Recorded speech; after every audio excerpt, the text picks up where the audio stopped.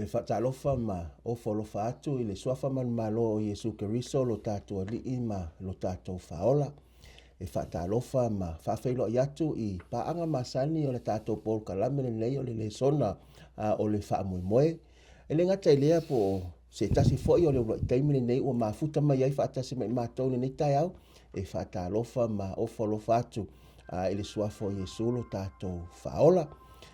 Le so le a tātou sue ai fo i la fiong pa ia le tua o le Lesona po le sue ngalona fitu le nei o lo ua tātou iai nei o lo tātou o vava ai lava i le ata te le mai le tusi o Teutonome i upumoni mai le tusi o Teutonome e mawhai o na fiso o tai ma le si o manga le o tātou soifua maolai i le aso e whaaboi moe o le a whaamanuia mai le tua i ate i tātou o tātou sa ili i lona finangalo. O le amataina lani so suenga le tuspa ia le nei tai au. O le au whaia le tātou te talo e wala au ai le tua mo lana whaamanianga. Le tua o na mātou tama o mātou sa ili atu i ate oe i le nei tai au a mātou te le i. Sue i lo finangalo mo i mātou le nei fo yaso. Talo le tua i le baptisonga ma le whaunga le ngang pa ia i o mātou tangata. Ina ia whaunga ina i mātou o ni mea whainga ruenga i o Alofa. Whamanuia le tua ia i lato o mai moa ma mata mai ma whaalongolongo i le nei suenga o le nei o le aso ia i leanga le lei mau whamanuianga o lo suafa Yesu. Amen. Ia fia fo nei tai au e whaalau loa ia a tātou whaiaonga o mātou whaatasi ai le tātou Paul Kalami o le aso i lo i tūtaonga vale o le sunga le toa ina mai le kalesia aso fito le toa fio mai i leone sunga le toa ina ia Christian Samana ta alofa le sunga.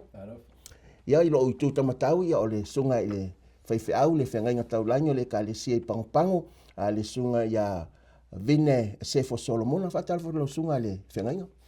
Malo le soifua le sunga tita. Ia, tātou te via ma whaftaia le tua o na Alofa ma lo nanga le lei. Ua, tai mai ilo o soifua ma lo olo. Tātou te toi whailoa i le nei tai au fau. O la tātou anga i le autu o le suenga o le tai au le nei po le vaiaso le nei. O lo ua wha autu ina o le sona no fitu po le suenga no na fitu le nei. O lo ua wha autu ina i se isi le nei autu e sili o na tāua mai le o tele lava i a whelafurafua inga o lo iai le so. O le tūlanga ma o le autu o lo iai o le Tulafono ma le Alofa Tunoa. Awa o lo tele nisi ua manatu o lo o tātou iai i le taimi o le Alofa Tuno. Ua le toi ola i lalo o le Tulafono i le whainga ina tuai. O nisi na o onga ma sa i linga. O lea o lo ua au mai ai. I nei i le matua tau loto po o le mau leo lo taula i ai. O le kalatia le lua i lona whai upo e lua se fulu maritasi. Kalatia e lua i lona whai upo e lua se maritasi e whaapea lona whai tauina. O te le whaale au ngā ina le Alofa Tunoa o le atua. Wa ana o mai le ame o tonu i le Tulafono. Po ua maliu fua ia Keriso.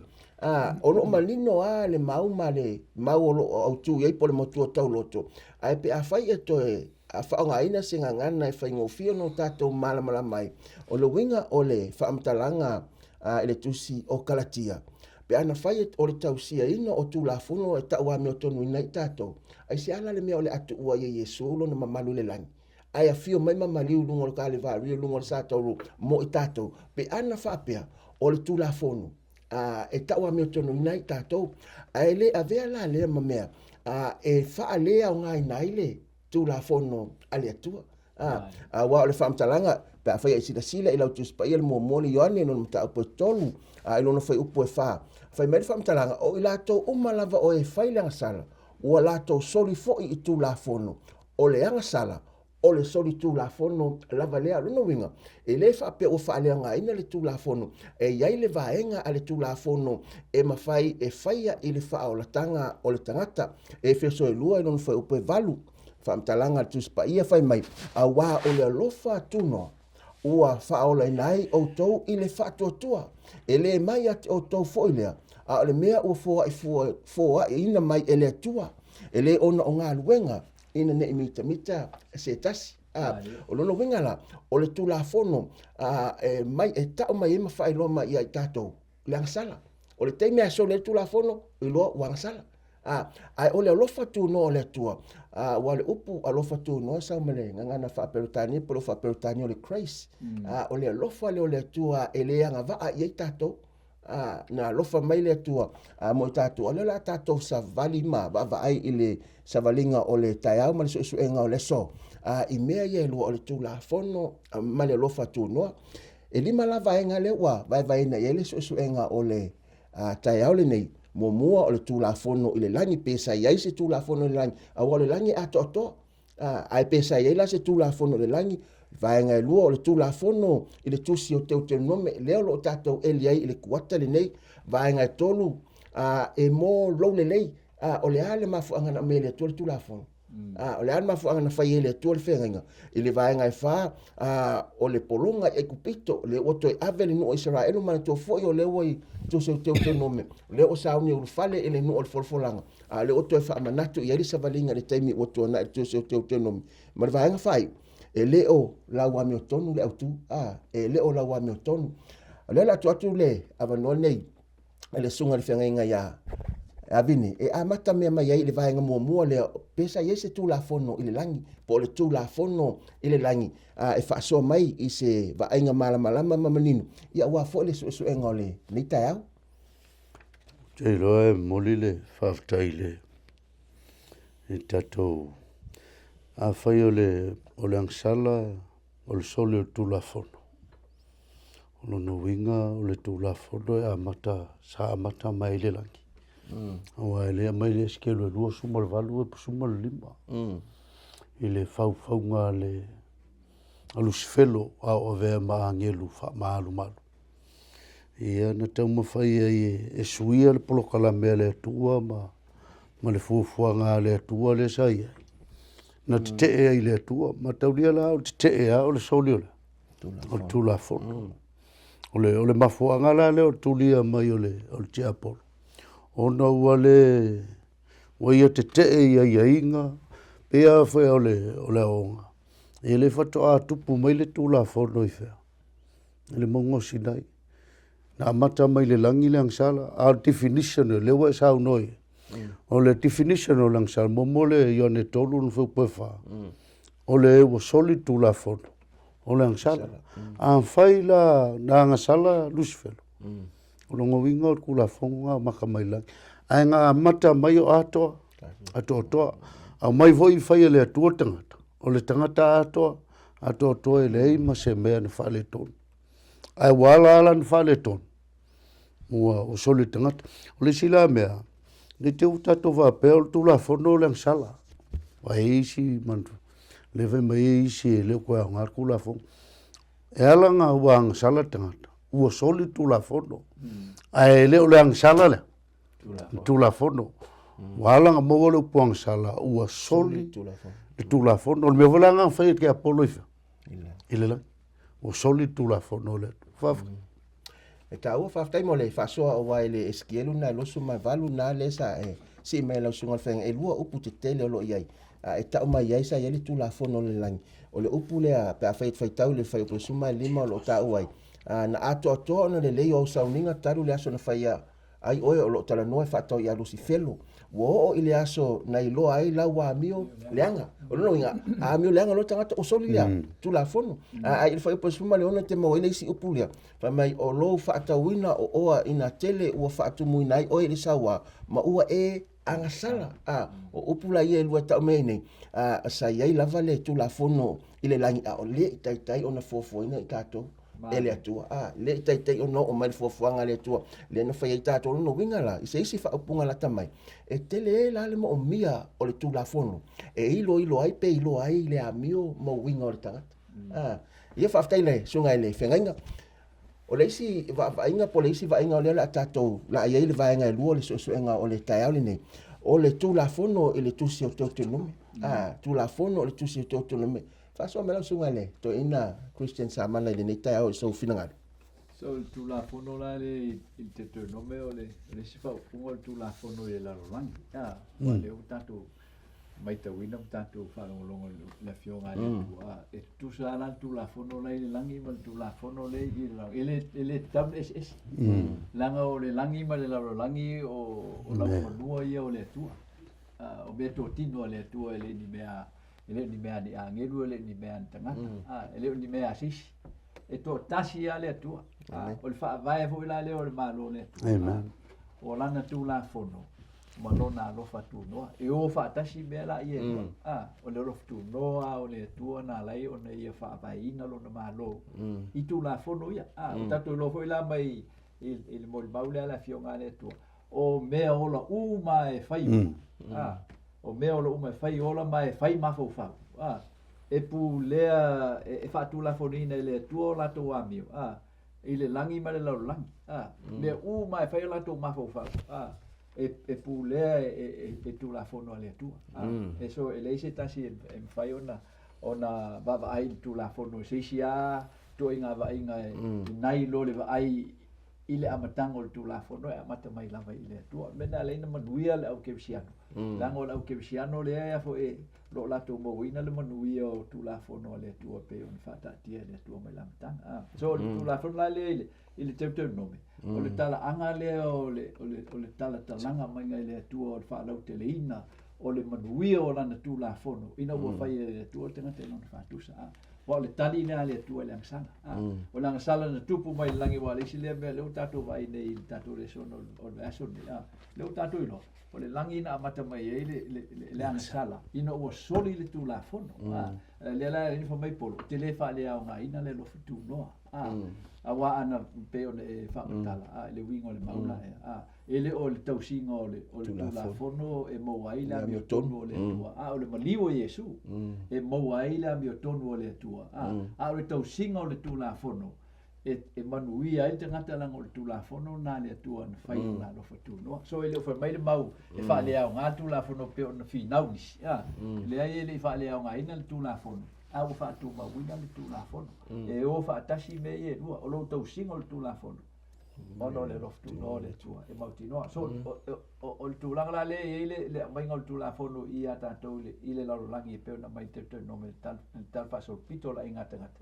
E au tū le ustai. Amen. So o whaavai umana o onga ma upu a mose le nu o Israel. O mea i o mai e le tua o te a ia tua i a te o tau. Ina i o tau whaia, ma o tau stai ai, ina i o tau manui ai, ma o tau loa i o atu le nuu, o le a fo ina mai e Iova i ate o tau, e pe o na fola atu i o tau tamā, o le vaenga la e a lea mai ne le tui. So e tato i rola i, e usi tai mea o la uma i Tulafono a le tua, e pule ai a lato a mio. So o le a mio tua o tato, e wha vai lungo o le tato malama le il Tulafono a le tua. Ma tato o lai, a tato vai lai le roma lea e a fo e tonu non fai upu e lusifu malva. Nai wha matal mai po, o le nei, o tato taufi, e tau a mio tonuina le tangata i le wha tua. Ele o iai ngā kuena o le tulafono. Ele o whai mai lai le maule i o le au ngā tulafono. A le whai mai, ua tā ofi e tau a mio tonuina le tangata i le wha tua. Ele o iai ngā ruenga o le tulafono. Ai wha tua iai, i lea. Wha tua i le maniwo Yesu Keriso. Leo o mai e le a mio tonu o le atua iai tātou. Lea la ina whai mai le whai upu le luasifulu i lunga e ole. O le maule tātou titilo i mai a wā e le ta ua maturines tangata e tō tasi i ona luma i ngā ruenga o le tulafono. A wā o le tulafono e iloa le ai le anga sala. So e leo whai mai lai le au ngāla o ngā ruenga o le tulafono. A lai whai mai, e tusa a pete tausia le tulafono i ngā ruenga o le tulafono nai o mai. Ai le ta ua mio tonu i nai oi. E ta ua mio tonu i na oi. Whātua i le maliwa Yesu. Amen. Ai tausi pēr lava e tātou tulafono. Langa o le whaavael na o le manuia na whaiele atua mo tātou. Paftai mo le whasoa e tāua ia lisi vainga lea wa o whalungo te ei lau whasoa sunga toina. A waile ngata la ele whape wale o ngā le tulafono lo o ngā lawa le tulafono. Solo ia i fo la mane mai moanga po le vainga po le awa o ngale nei. O le tulafono le na mo tangata Israelu po tangata Iutaia.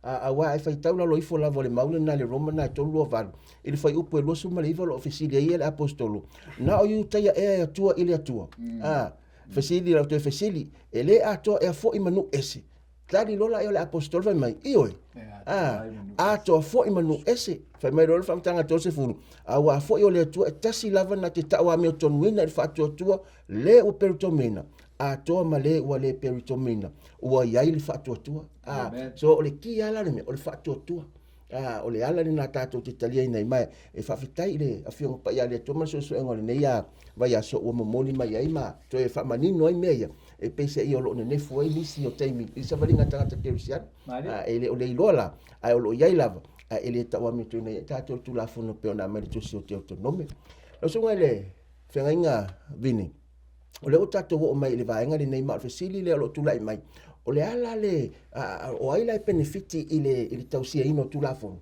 o ai benefiti ai po o le ale le o ai le ai wa lo fa pele au tu le aso le e mo lo le sei te tala fa lo tele le au tu le aso le la sunga le fenga me mo mua tatou te vavai le aonga Tulafono pe va pe mo le aonga Tulafono e le ngata pui mai le lua va maristangata ia e si le una le lua le va ma le tua wa lua va ngol Tulafono o le va o tangata i le tua o le va o le istangata i le istangata a ola nga e savali Tulafono mele le fai mai le tuso tono me e sfulu le toi mai ngol Tulafono a o le la nga ia tu ia le nuu ile nuu o le folfolanga toi au mai a toa ia le tua ia mos ina ia toi fa manatu tupulanga le la nga ile ole benefiti o Tulafono le molanto ina ia au waina ia fia la to ia i tu maanga fa pau le nu le anga ia ina ia maua ia la to sa le muma le ola le va manistangata awa ile isa winga e te manatu ai wale le male atu ai a fale tonu lua va manistangata ile isa winga la ngol ole atoanga o Tulafono le leilunga le leifu e utafa la ngol Tulafono sfulu e vapena o le benefitila ele mo seis mo le tangata o la tausila Tulafono walanga e tausia Tulafono wa mafai ona ya lo ese maila ang sala ona ve le o tangata manuia o la mela eos kai perva kai kainga la mela ya lo e foi pui pe a ele solia Tulafono o la mela e pa u i lang sala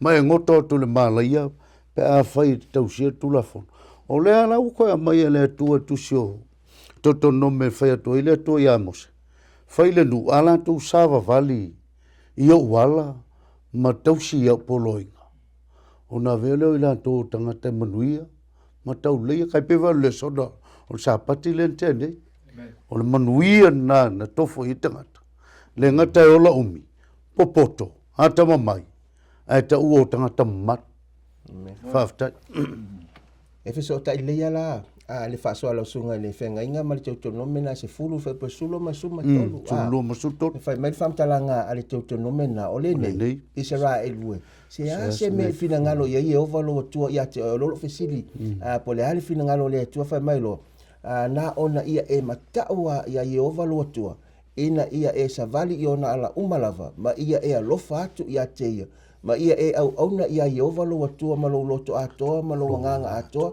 fa upolo suma tolu ina ia e tau siusi i polo inga a Yehova mana Tulafono o te fai atua ia te oe ile aso nei fai mai lo malfai unga fai upule ina ia manui ai oe lo no winga la ele benefiti ai ia le atua ai benefiti ai ia ule ta kwa ile atua ma tausi le Tulafono o polo inga o le isi la va inga o le Tulafono la o le pai pui ai tatou mai telo wa ala no mai fafitau o no tatou la afu le pa le si ai o le mafu na ave tatou le Tulafono fa telo sunga le fengainga o le tatou o mai ile vainga le nei lona fa o le o toi momoli ai e mose le no uma toi fa tepa ile temi no fo polonga i ai kupito la sunga ile to ina samana fa yona e fa la tele ile vainga le o ile tatou faso ia o le vaenga la le e fa manatu mai le tu e ta tu no me lima fe upono o a o Yehova lo tua o le na au mai oe nei le nu'o ai kupito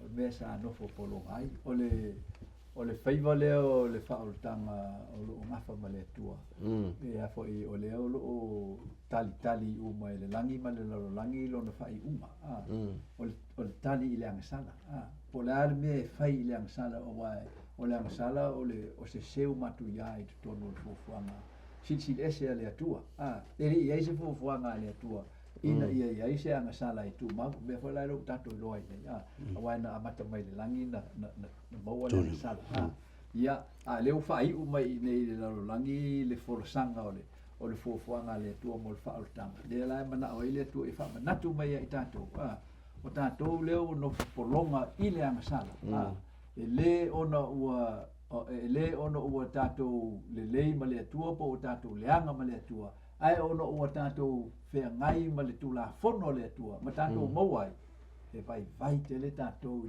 i le tino ona o le tulafono ma faailoa mai le atua ia i tatou e leai se mea e tasi e mawhai o le tatou whaia mo no tatou whaolotanga whaavai leo le loftuno le atua le loftuno leo le atua le te le se eile ia la fo ile mafau le tangata e manatu le tangata lisi te mi pe i o la ia te ia se ava noa e mafai ona ia fau ani ngā luenga le lei ina ia tau le lei ai luma o le atua le o tatou i loa mai la fionga le atua e le mawhai tau le lei a tatou i ni ngā luenga se fia le ai e alan tau le lei a tatou i luma o le atua ono le lofa tu no le atua me le o whaatasi el tu la fono me le lofa tu no le atua ina ia tatou i loa e le mawhainta tu tau sia tu la fono si vanganai wa wha ma losi e le tua tātou i lona mana malona ma losi ina ia mawhaina wha au penga i tātou a wali tau i le afo i le wha o le tanga i tātou tu mau e mene tu maftanga pa ia na le mana o le tu ave i tātou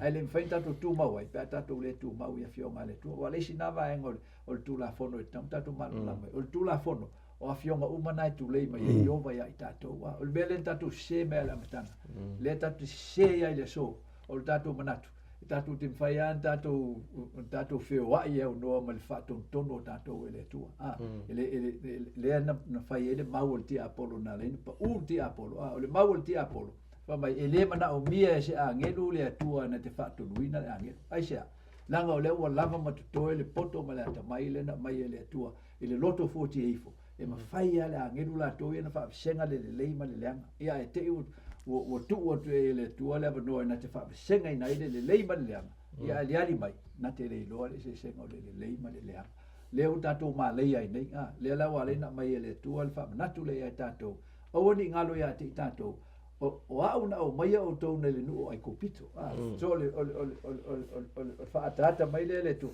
o a u fa saoina o to mai le ma le o le sala langa o le sala o lona mata utia le o faali mai le tu e tato e o ai le fofoanga sili na fai le tu o lucifero le fa mai le eskero lu fu valde te tawina na ato to ia te ole poto ma le mata mo fie o me umai ato to ai le tu na batu ia te o ia ai mulmulian mo ia le masa mo ia le mi olanga longo winga e le ma fai se me na fo e le tu ona tausi le polo inga le tua e au noa le tua e mau te tono fo fanga la ina ia ma losi ai ma fai no tausi le polo inga le tua fa manatu vai le tua ya tatou i olona feiva la ole fa sao mai o tatou mai la sala bela na le ina no fa ma fai le tua i tono fa ta tianga o Tulafono se fulu lana Tulafono fa langa ole o singa na fenginga ola le atua male ma fofuanga uma lo le langi ma le lalo langi o ia e te malo e tātou te malo lo ai au noa ma le atua le tai no fai tātou o se malo longa moni ona ele o ia i tātou se ma fai e ona tātou whaato i laloina le angsala e au noa ma le fisoso ani mai o le atua le maula le vaenga na le nain tāua whaatau mai e le atua i a tātou peona mai te no me le e lima le to wha manatu mai a tātou fai le sāpati tausi le sāpati aisea langa o au na wha ola ina o tō mai ai ko pito po o au na wha asau ina mai o tō o le loftu no la na o au le wha o la mai o tō mai langa sala au le wha o le ina o tō mai langa sala ai tu faule nga sala e failo na ia lon ta ofi i le lalolangi ma le langi e whaumutia umai a tātou e leanga sale au no mai se awanoa. So mena le whaamanatu mai le tua i a tātou. Ia mtua whaamanatu mai le tua i tātou i le mawhai e le whiri no whaatou i lalo le tātou manu malo. I leanga sale. I le whaatasi mai o le tua peo na whaata mai le nuo ai kupito lo tuli lo ino le nuo Israelu no kolosi le sami lo ula. Whaumutia umai le tua le sami. Whape nā fo i lalti a polo mana au. Leo tātou i nei le vai temu tātou ola i nei. I le sao i fuafuanga le tua. So lato tamu fai. E whaumutia le tau singa o polo i ngā le tua. Le laulangi leo tātou i nei. Whaftailo sunga mo le whaasoa le vaenga leo le suasuenga. O lono winga le sa tau e lau whaasoa ia le sapati o le malolonga wa le aise isi me mana o iei le polonga na o le fia mau se malolonga. Le la e o mai i nei le mata upu le lima ua o sui la ititi lava le whaamtalanga o whaongaina ua le manatua. Pe o na whaongaina le mata upu e luas fulo tuso e soto. Le wha mai ia tausia. O lono winga o le mai moanga ni nei. E le ngata la tātou te tausia e manatua e le fuafuanga le atua. Ai tātou te tausia tātou te manatua e le whaola tanga le atua na whaola i nei tātou. E le ono le Tulafono. Ai o le alofa Tunoa le atua. Wa le alofa Tunoa le atua le i whaatari se le le no Israel no whato ave ese mai lea. Na ave ese mai lava o latou le mawhai o na osi le whenga inga ma le atua ma a mio le le va ma le atua. Na alofa lava le atua ma whaola ina mai. E pe whala i tātou. O le taimi lava tātou te talia i nai le whaatua tua i alo tātou atua.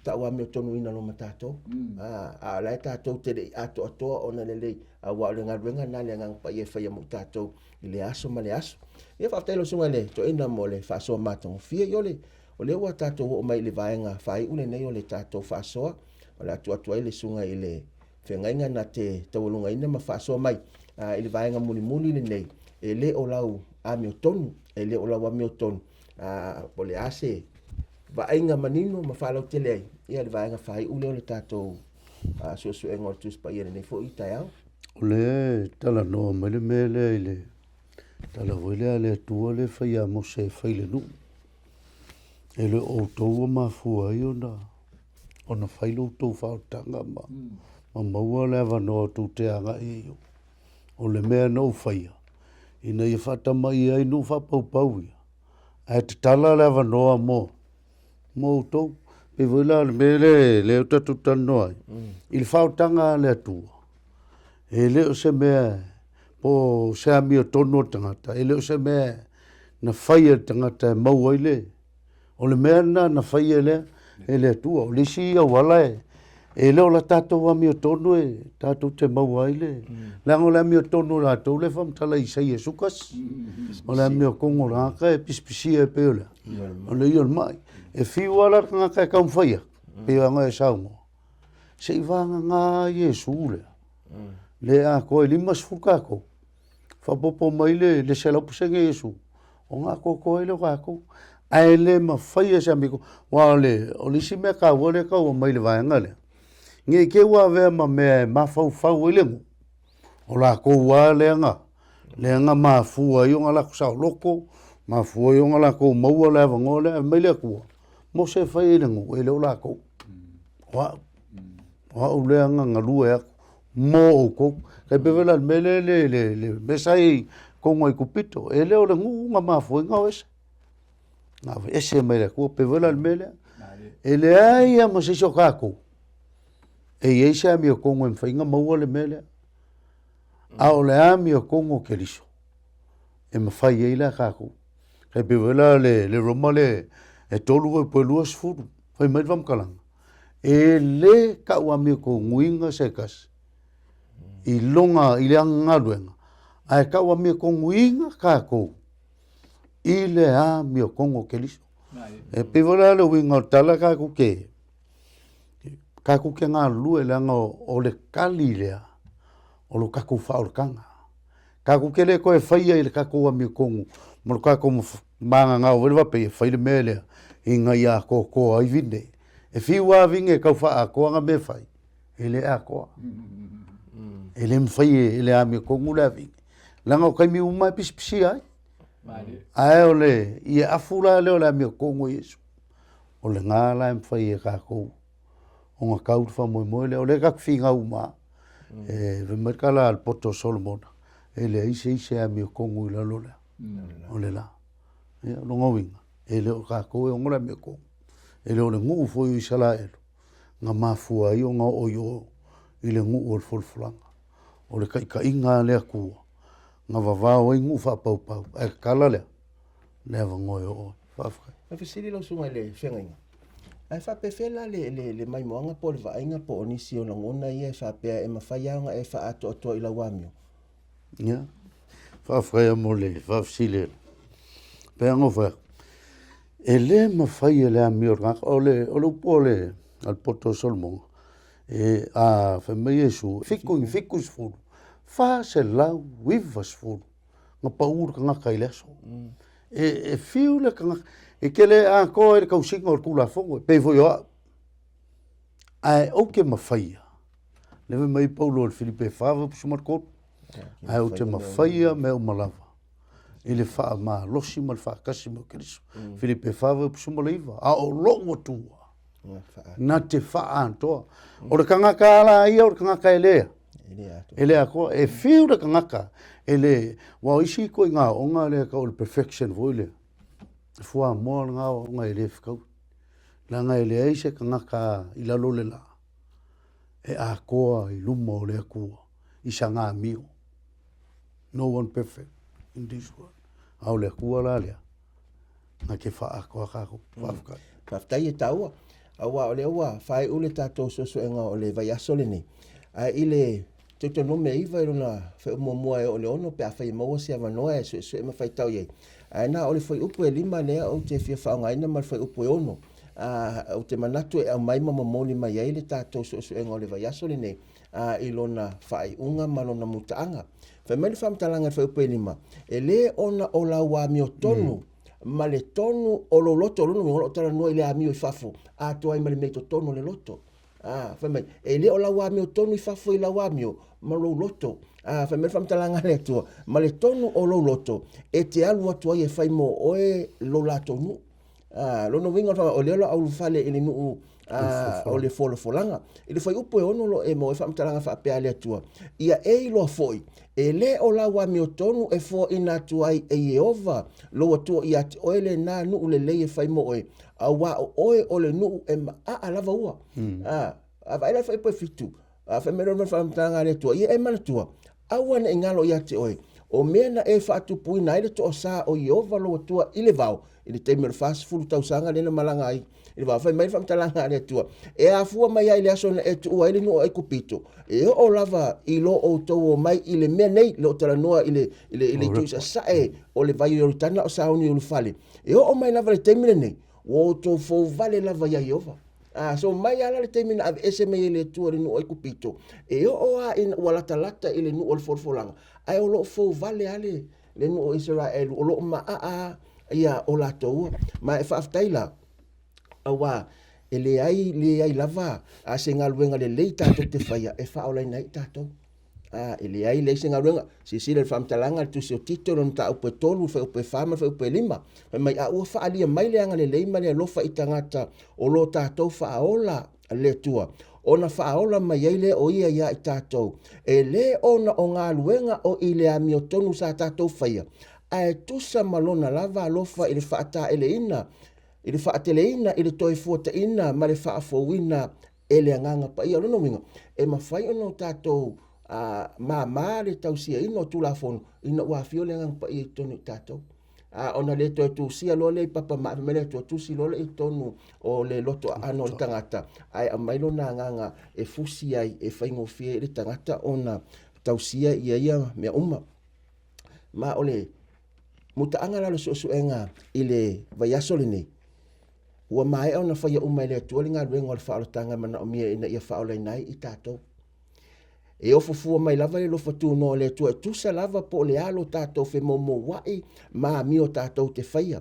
Pe a whaia tātou te talia ina le lofa Tunoa le tua e ala i le whaatotua ona ia tu sia lo le o lana Tulafono o tātou lotu ma au mailo na nganga tātou te maua le malosi e tau sia mausi tai ai i le fina ngalo ma Tulafono le tua. Ai e whaola ina i tātou ona o le Alofa Tunoa o le atua ai ua le faaleaoga ai ua le faaleaoga ina le tulafono o le tulafono o le tatou tali atu lea i le alofa tunoa lea o le atua pe auina faalaina ia oe ma i ala i le faatuatua ona o tatou tali loa lea o le tali la e tali atua le tagata faatuatua i le atua ma le alofa tunoa mai o le atua o lo tatou sitaʻi le matausi i tulafono e se fulu a le atua vaega muamua va o le tulafono o le va o le tagata ma le atua vaega e lua o le vaoaʻu ma le isi o uso a tagata e faamoemoe laʻu oe lenei a taeao ua faamanueina lau faafofoga i le suʻesuʻega foʻi o le tusipaia i le so iai foʻi le mautinoga lausuga le toeina ma lausuga le faafegaiga o se suʻesuʻega ua faamanuina foʻi i matou lenei taeao e ala i le toe fetalai mai o le atua e ala i lana afioga paia e faamanino ma faapupula ai mo i tatou o tapena i tatou mo le lagi ma le o le faavau o le a saunia le suga le faafegaiga ia vine le tatou tatalo ia e faamaeʻa le tatou suʻesuʻega o le so faafetai Faafetai le tu ai le nei foi avano matou faasoa le soda matou tanoina ai le galuega o le alofa tunoa o lau fio e mau ai lo matou avano le atu i le lagi ma le ola e faavavaga amen e tauami o tonuina ai matou ai ua o se auala foʻi le faigofie ai ona matou auna atu i lau fio i le usitaʻi sa vavale e tusa ma lau taʻitaʻiga ma faatonuga e te faatonu ina ai matou i lau tusipaia tau ana ia matou lagona lo matou gaogao ma lo matou le mafaia ona faatoa le lau fio i o matou olaga i la matou savaliga ia ao matou faatatali atu i le aso e te faali mai ai faamanuia ou tagata o loo maua le avanoa matou te faatino ina atu ai nei le soda o falogologo mai ia iai ia le taʻitaʻiga a lau fio ia latou fuafuaga faamanuia mai foʻi matou faafetai le avanoa e auauna atu ai ia te oe ona o lou suafa ua ole ma valaau atu ai nei amen